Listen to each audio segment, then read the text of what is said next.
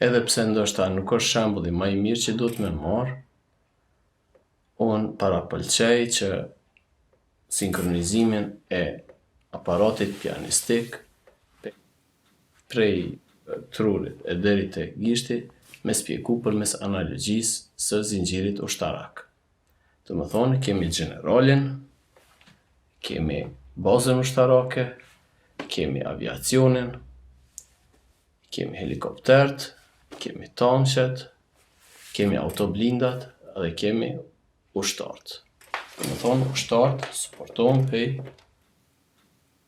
në vijën e parë të frontit suportohen prej autoblindave të cilat e mbrojnë, e mundsojnë me shku prej venit në ven dhe e furnizojnë me ato që ka nevojë.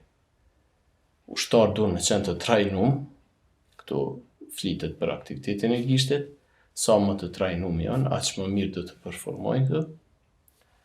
Dhe tanqet po ashtu japin suport për mi gjujt pozicionet e armikut. Këtë rast nuk kemi armik, por për marrë një shembull të tillë. Helikopteri mundson po ashtu një suport pej kandeve të ndryshme.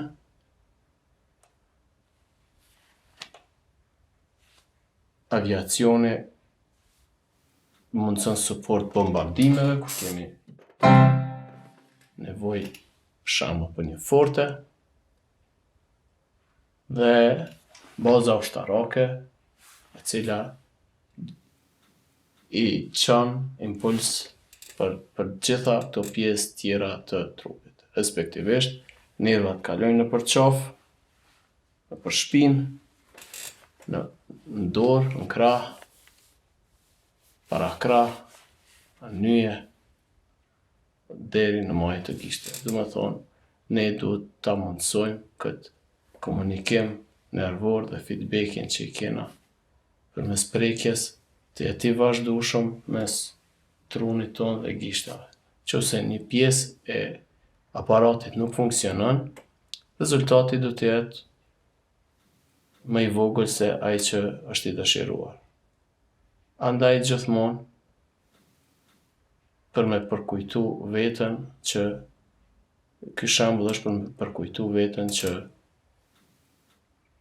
asnjë lëvizje nuk duhet të jetë komplet e izoluar, por gjithmonë duhet të jetë kombinim i disave më shumë, disave më pak.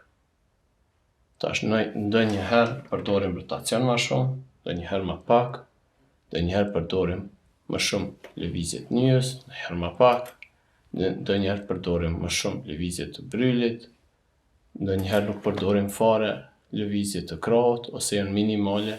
Do të thonë, gjithmonë mi paramenu si do slajdera në kompjuter, sikur një equalizer ku e ndreqim sa po na vjen zoni, në cilat frekuenca. Kjo do të ishte përmbledhje e shpjegimit të aparatit pianistik.